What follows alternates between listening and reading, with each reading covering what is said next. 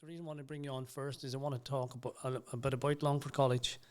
And I did a course there recently myself in a master's over the last 2 years. But before I did that master's, I didn't really know anything about Longford College. And I found you on LinkedIn, and I think it was your name yourself, and then obviously I seen a lot you were involved with Longford College. But what before I get into Longford College, what fascinated me the most was the amount of qualifications you had on your CV. I was going, oh my God, is this lad studied forever? So I'd like maybe to start with where did you start from yourself, and then we'll get a little bit more into where we came from into the college. So like you've got degrees and masters and MBAs and everything. How did that come about? Oh, okay. Well, I had always an interest in astronomy, astrophysics. That was, and it still is my interest. And hopefully that'll be when I have more time on my hands. That's where I'll finish my studies again. So I'll start. I see the telescope here in the room as well. Yeah. So I've never lost my interest in that, in physics in general. But I went to Maynooth University. At that time it was called St. Patrick's College. It was still a pontifical university at the time. But I went there, did physics and maths degree, and I really wanted to stay in astrophysics if I could, but things didn't work out that way. I had to go home because of a family crisis. Both parents were badly injured in a serious car crash, so I had to go home down to the west of Ireland, down to Achill, where I stayed almost 4 years until I got back on the feet. In Achill? In Achill, yeah. And during that time, I was asked to teach in the local secondary schools. So that was handy because no more than 10 or 15 minutes drive away. So I mean, to go in the morning, come back in the evening. And I taught in Achill and Bermullet, and then 2 years in Westport when they were a bit better off. So once they were back on their feet, I decided that I didn't really like teaching secondary school. Not for any other reason except that I didn't find it that challenging, you know. And besides which, I had always this desire to go out and do something, Something big. Something outside education. And my philosophy was, and still is, that I'd rather die wondering what if. Yeah, great philosophy, I like that. Than even if I was to die broke. Yeah. I think most people that have that in their mindset, I couldn't live with wondering. Yeah. They don't care if they lose everything. Yeah. As long as at least they've tried. And as you wander through your life in business, and the least most important is money. Yeah. It's more about making a difference. Exactly. So that's really where it happened. And when I walked out of the university with my degree, I swore I'd never read another book for 20 years. What age were you then? 22, I think. 22. And I faithfully kept my promise. I didn't read a book. You didn't read a book since? No, for many years. Oh, yeah.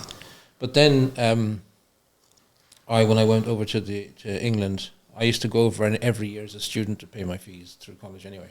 So I was well used to working on building sites. And I grew up in Coventry till I was 13.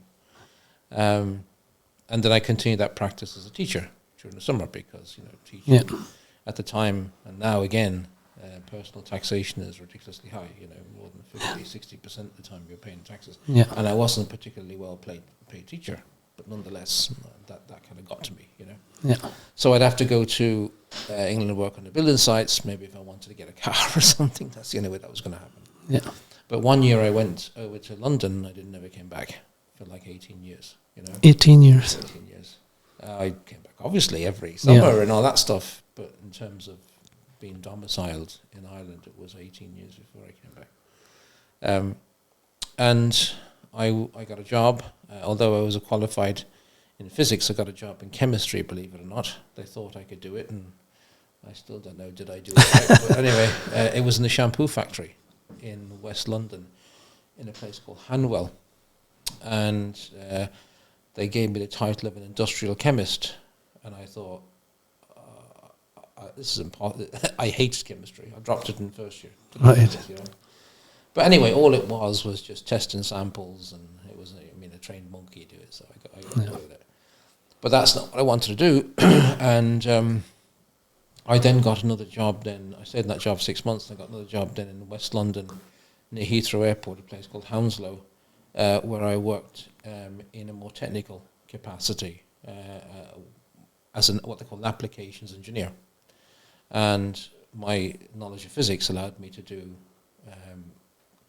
process planning and applications for some of their more specialist clients. They were an instrumentation company. And so I was quickly given some very interesting clients like the Atomic Weapons Authority and the Royal Arsenal up in North London. So I very much then got involved in the Ministry of Defence. So here was this Irish fella in the middle, unfortunately, of the IRA bombings in London, and I had a very high security clearance, and that was always very interesting to me. Very good. So, if I go to the Atomic Weapons Research Institute, which was down in Hampshire, I would go through 8 or 9 security fences in the back of an Army Land Rover with guns beside me and go right into the very bowels of the Ministry of Defence.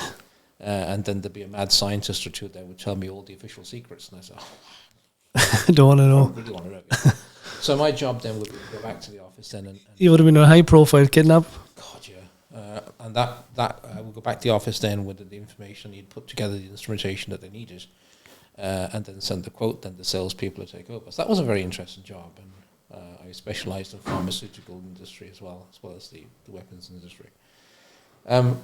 But then my career took an unexpected twist. I guess coming from Ireland and having to emigrate and being reasonably well educated compared to those who were working in the company at the time, I was noticed because I worked very hard.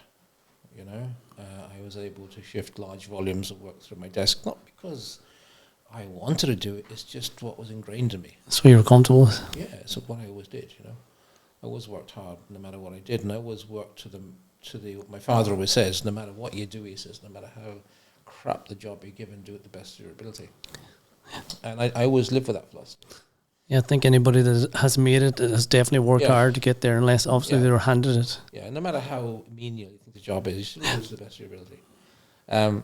And I got promoted, and cut a long story short, 13 months after joining the company, I was on the board of directors as the technical director, And I thought, how did this happen? Where did this come from? I wasn't even 25 at the time, Yeah. And then it just accelerated after that. I was given more to do, and every time I thought I had enough, I was given more. And every time I thought I hit my capacity, I was given more, and I didn't, so I just kept going. So again, quite a long story short, there was a group of companies, it was quite a large group of companies, and 2 years after that, I ended up being CEO of the entire group. And I probably wasn't, I think it was about 29 or 30 at this stage. In today's money, that would be 600 or 700 million turnover every year. That's the kind of size of the company. Massive. So then I decided then, I did that for about 6 years, and I grew the company and profitable and everything else. But as happens, the promised equity that you were given at the beginning never materialized, so I decided, well, I'm doing all the work and you're making all the money. Yeah. And I had a meeting with the chairman, and I told him that. And it was just quite simply, dear David, it's been a pleasure. Time to step away. Yeah. And of course, all kinds of offers were thrown to me, and they were very tempting. But anyway, I did it. I went out my own then. I started my own businesses then, and then for the next, and since that's what I've been doing. I see you've been involved with Vernier as well. Vernier is a company that I've been involved with way back. And my journey with them started as I was their exclusive distributor in the UK, and I became one of the biggest in the world for what I did. But then the time came then to move home to Ireland. My wife, we'd had some tragedy in our lives. We lost our daughter. Oh, sorry. Our first daughter died. And then several miscarriages, but then at the last, luckily we had a daughter again, but she almost died during that period, and we figured out, well, it's time maybe to come home, And also my parents were getting old now, and they there was no one to look after them. I had to come back and see could I get them into nursing homes and that kind of stuff. So those are a number of reasons. So we came back, and Vernier says, well, we're thinking of setting up the European headquarters someplace in Europe, and you're as good a choice as any. Yeah. And I says, fine.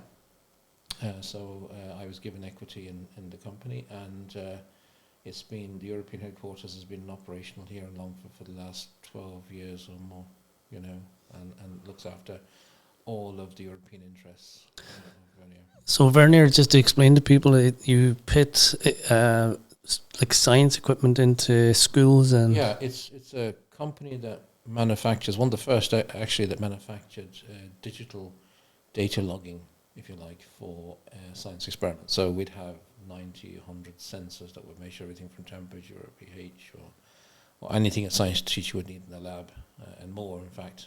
And that's integrated into our hardware that basically is like an iPad that draws the graph in real time, and apps that go with it. And so we're a company that we manufacture and design everything ourselves, and we write our own software. So we're a completely integrated, vertically integrated company. Be the world's largest of what we do. So we'd have the world's, by a considerable amount, the largest market share in the world. So and that's still going today?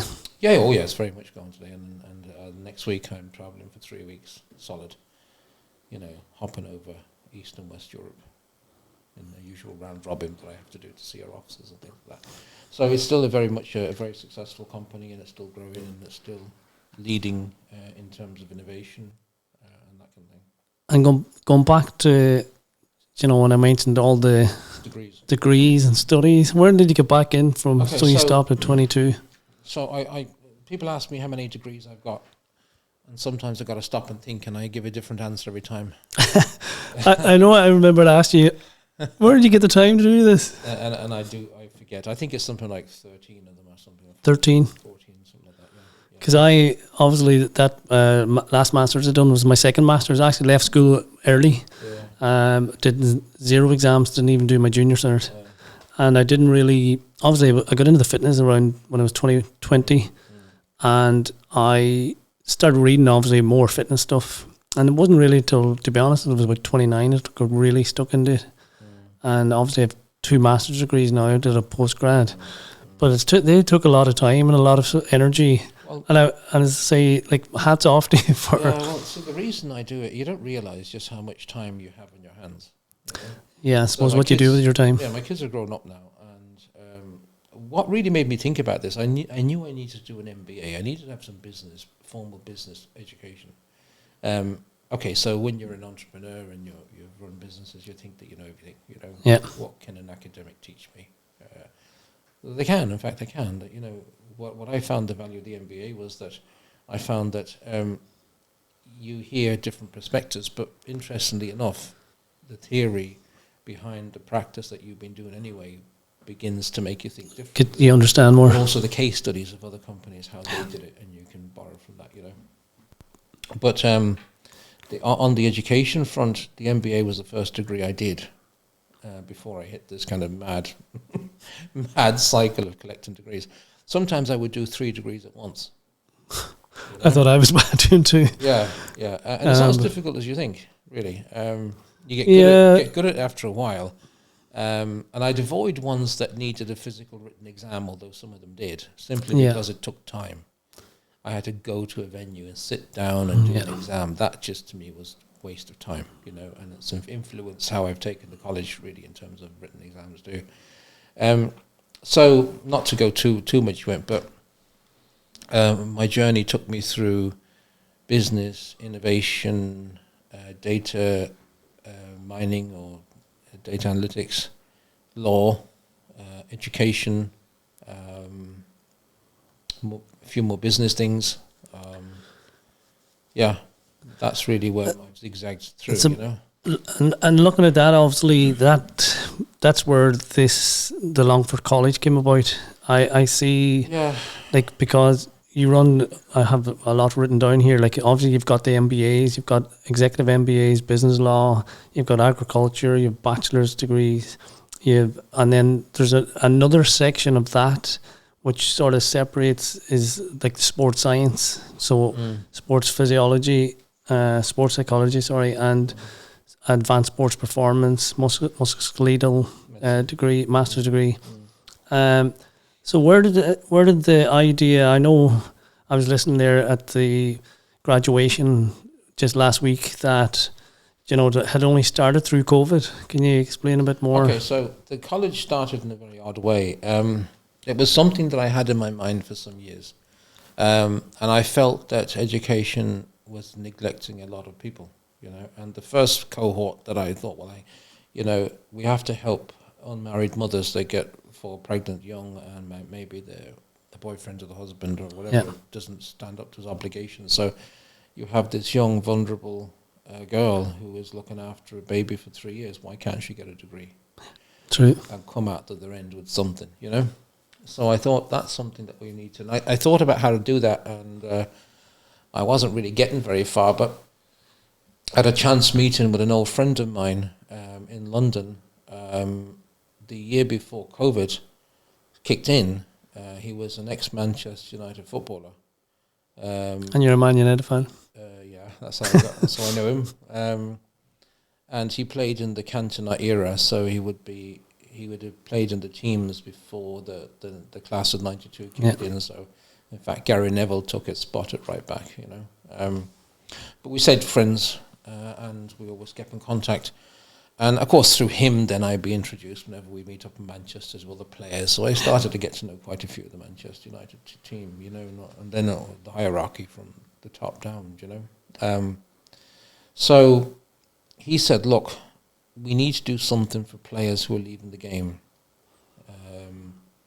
The statistics are frightening. If you take a look at it, something like, and I might get these numbers wrong, but the quantum is about right. 60% of all footballers will end up being divorced in 2 years, 18 months, 2 years. A similar proportion will end up as alcoholics, mental health issues, gambling issues. And I think, and I may have this wrong, but I think it's not too far off the mark, that there's something like 100 ex-Premier League footballers in prison at the moment. Yeah, and definitely and you think that's the lack of education? Well, if you look at it this way, they're very vulnerable. Yeah. There are lots of big names that are going to head that way, and I would say Paul Pogba could be one of them, Yeah. He surrounds himself with an entourage that really are not, and it was recent in the news where there was all kinds of threats against him. Yeah. And in his football has suffered, there's no question about it. He was one that, could potentially be one of the best midfielders in the world, But it's all gone against him simply because he's allowed it to. And a lot of the reason is, and I know an awful lot of Premier League footballers now, from all over the teams, and some of them you feel like just catching them and shaking them by the collar. Listen, guy, you need to be careful here because you're spending the fame and the money. Yeah, I mean they wait for the paycheck and they're off buying a Ferrari, and they wait for the next paycheck and they're off buying some ridiculous pair of shoes or something, and a watch and then something else and then something else and something else. I don't know what percentage of them have actually got their head screwed on, There's not enough of them. Yeah, I see here, like obviously, as you can see in the camera, you have a lot of jerseys in here. You've got Klinsmann jersey signed, and we have. You have obviously looking through the portfolio of who's come through the college. Yeah, you actually have already got a lot of say ex-players, managers, male, female, and that have went through a lot of your courses. You have a football management course there as well. We do two kind of football management courses. I suppose 3 if you count the diploma in sports law. But we do an MBA in football business and we do an MBA for sports agents or football agents. Yeah. So we kind of look at that marketplace. We're revamping those courses completely now to make them a bit more fit for purpose. But we are focused on the football industry. There's no question about that. Yeah. And every year we get a cohort of players, ex-players. And we're delighted to see there's a lot of female players coming through. We have, at the moment, girls from Man United, from Brighton, from Inter Milan, from... I forget half of them, but it's and it's interesting sometimes. I'm watching the Brighton against Man United game recently. It was 2-2, fantastic, entertaining game. And I says, Kudachefo. He's on my course. We've got half the players on that picture are students, you know. Yeah, it's amazing. It's amazing to see at that level, you know, because I think for a player especially in the Premiership or even Championship and even League of Ireland highest level, you know, their full concentration at a young age is about all they want to do is play football. Like, they don't really think about studying. They don't want to study.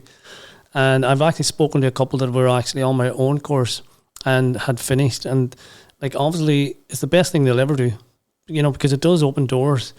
Because you know they're going to go, as you say, a lot of them are going to go a different area. If the education only opens up one door for them, that could be enough to save their life down the line.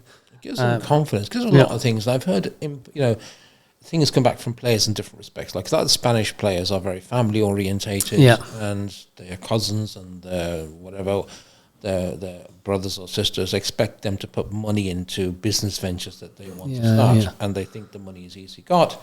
And now these guys, at least they're educated in it. They can sit back and say, "Well, show me the business plan," and they're able to tell them why that business won't work without falling out with them. Yeah. You know, that's good. There's things like that, and also Jürgen Klinsmann is the best example I can give you of somebody who's done everything and won everything. Yeah. World Cup. What does he need? Why does he need to study? What does he need, you know? And COVID was the reason he did the degree. He'd finished getting his helicopter license. So he said, what else do I do? And I was friendly at the time.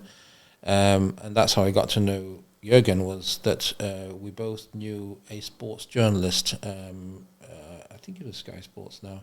The time he was with, who was it? Reuters. He was the football journalist at Reuters. And we're kind of friendly with him, and both of us from two different angles. And Mike Phelan, too, next-Man United. Mike Phelan's done the course as well, didn't he?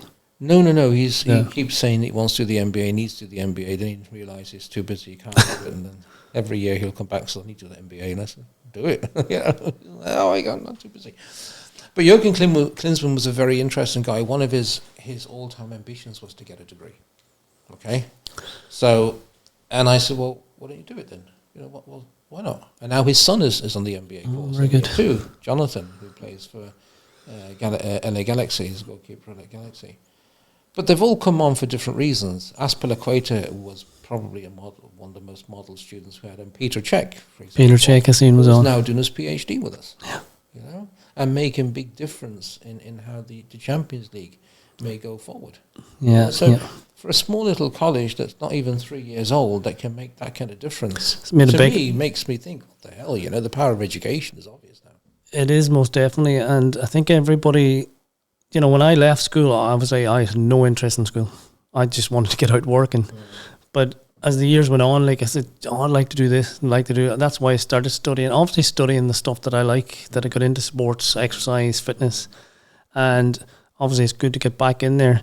Now, I know we talked a lot about all the Premiership players and, you know, English league players, but you obviously for the GPA as well, they're like, do a lot for the GA. There's a lot of GPA, like I'm looking at the price of a course for some of the students, and like it's easy access for them to get in. What we do, again, it's a part of our philosophy of making education accessible and affordable. The GPA gives a 50% scholarship to them, and we match it with 50%. So what happens is you get a GPA player that does an MBA for 1,700. 1,700, yeah, it's amazing. Because like if any GPA or GA players out there listening, that like most definitely I'd be looking at the courses thinking, you know, is there something that I have an interest in? Is there something I can jump on? Because as I said, I did one myself, and it's been absolutely fantastic with Adrian Lamb. And like obviously, you know, Adrian had been in the Premiership arena like over 25 years, and like his knowledge and experience is phenomenal. Yeah. And the way the courts are broken down, you know, it goes through every structure. So I can easily walk into a team. Now, I had always a good idea anyway, but I can easily walk into a team now, no matter what level it is. If somebody give me a job in the Premiership, I could easily say, right, I need to do A, B, C, D before I move on. And it just makes it more simplified and easier to work.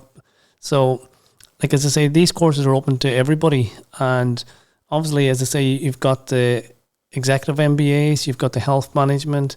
So there is other areas rather than just the sport. Yeah, so we have a very innovative approach to business education that I see now has been copied a wee bit across Europe. But Right. we started off saying, well, you can do the track, a 2-year executive MBA. You can then specialize in year 2 if you want. Be a football agent, be a health professional, be into sports business, whatever the specialization is. And then after year 2, you can take your MBA and go, or you can continue on to your DBA, which is a Doctorate of Business Administration. So a 4-year program gets you the MBA and the DBA. That's excellent. And the reason we do that is because we make sure that the thesis that they do for MBA is expandable, so they can build on it for the DBA. That's why they can get through the whole thing very, very quickly. And we have a lot of them on that. We have 14 successful DBA completions in this college, which is quite extraordinary for only 3 years. For such a small space of time. And like everything, obviously, the majority of the stuff is done online at the moment. Yeah, at the moment it is done online, and that's simply because of how we started and the niche market that we address. But there are plans quite soon to open a physical campus here in Longford. In Longford itself. Yeah. So we will still maintain our online presence, but we will have the physical face-to-face as well. Okay, have you a timeline for that? We hope within the next 2 years. Very good. And any future things for yourself or the Longford College? Well, I recently resigned as president. I've seen that last. On Friday. I decided it was time to hand it over to somebody else, well-deserving. Professor Tony Birch would be from not day one, but minute one, and I felt that it was his turn to do it. Because of the conflicts of governance that exists between a CEO of a corporation and a president of a college, I can't hold both roles. Okay. Because the needs of the college sometimes can conflict with the needs of a corporation, Now, we will have a foundation here. It will be non-for-profit, that will be for sure. But still, it'll be my obligation to generate profits to go back into the college to fund the scholarships and so on. So the decisions Tony takes on behalf of the students sometime may not align with what the corporate decision needs to be. So that's why we have to have this division of roles. Yeah. And Tony is free then to make the decisions that's best for the college and best for the students. Yeah, well, right. My job is to build the organisation at the back end to make acquisitions if we need to do that of other colleges around the world, to establish partnerships like we do at the moment with Shakhtar Donetsk, who we're starting to develop a very close partnership with them. And when the time is right in Ukraine, we'll invest in Ukraine and help bring Ukraine back again, Excellent. And then we have Wimbledon, another one, and we have Shakhtar. So then we have Quetta Gladiators, which is one of the biggest cricket teams in Pakistan as well. From the informal ones, we have Chelsea, Man United, and Leeds United, and all those others. We have formalised agreements with these football clubs and cricket clubs and whatever else comes our way. Just to provide the education. Provide joint education with them. Kind of a dual branded type approach, and a lot of these clubs see the relevance and the importance of it. It's definitely important to... I think the football club, and indeed we have a lot of people from UEFA studying with us, and one in particular is very interested in how the football club can be the centre of a community and put back some social capital there, like tokenise, if you like, the community in terms of what it can do, be a centrum or a nexus for not only football, but for people to come in, and maybe elderly people who are lonely and things like that, exercise for them, education from them, whatever. And they're there, these football clubs, and they should be utilised that way. And we buy into that too. Yeah. That's our philosophy as well. So we're working with UEFA and other organisations to try and make that a reality. That'll take some time. But, Like a college for Longford built would be massive for the area. It's a college for the community, and our vision of the university, and we do want to be a university. We will apply to become a private university. Whether or not that'll be possible in Ireland, I don't know. But we will do it somewhere, and use the name here if we have to. But I hope it'll be an Irish university. But my view of the university is simple. The university should be the engine of an economy, a local economy. It shouldn't be a sink for funds to just go into it, where people with fancy titles are in these big glass towers and think that they are God's gift to the world. Yeah. No ego. Egos, you leave your ego at the door. You know, you're here. I used to have that sign above my gym: "Leave your ego at the door." Yeah, we're here to make a difference. And the difference we want to make, especially locally, definitely locally. That's our first objective is to make sure that the local area of Longford can really benefit from what we have. You know, and the university will be a university. It'll have medical school. It'll have dentistry. It'll have agriculture. It'll have veterinary. It'll have everything that we're able to build into it. Everything. Brilliant. Last question. You are from Longford? No. Originally? No. Where are you from? I'm from Achill Island. Achill Island, okay. So, why Longford? I have two questions for you now. Rather young lady, I have to say. Oh, say you found a young lady from Longford. Found a young lady from Longford in London. I met her the last day, actually. Fabulous lady, full of energy. Marie, and she's from Lanesborough, actually. And that is, as they say, that really, isn't it? That's how it happened. And when we came back to live in Ireland, I wanted to live in Westport, which is beautiful though it is a little bit far from here. And given that I used to spend so much time in the air, so easy access to the airport and stuff, and will again. I'm heading back now after that. You won't leave Longford now? I think Longford is handy because it's an hour and 15 minutes. I know exactly from leaving my house in the morning to parking up and walking through security. I know exactly how long it takes me. So I have one more question. Yeah. Obviously, you're heavily involved with the teams in England. The players are coming in. And then we have Longford Town Football Club. Be very interested to do something. And we would be prepared to put significant investment into Longford Town. No question about that.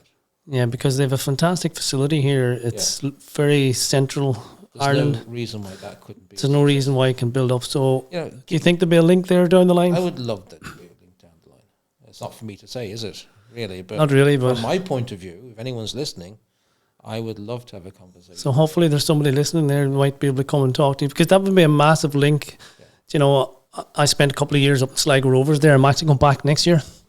And, you know, they had a link with the ATU up there, and so we're getting in, doing testing. We had use of their students, which is massive for a football club. They have extra bodies and help. Well, part of our remit and part of what the vision I set the college for is very much humanitarian. So we would be looking to develop sporting talent from all over the world, to bring them to Longford, to have them study and learn in Longford, but also have the opportunity to play professionally if it's football or anything else. So it would be a massive benefit to the club. Very good. If we could get together, and although I've not made any noises that direction, and I know nobody. This is the start. This is the start of it. Yeah, I know nobody there, but we would definitely be very sympathetic to any needs that they have. Vincent, thank you very much. It was a pleasure talking to you. I'm looking forward to see what Longford College brings down the line and Longford Town. So thanks very much. Thank you.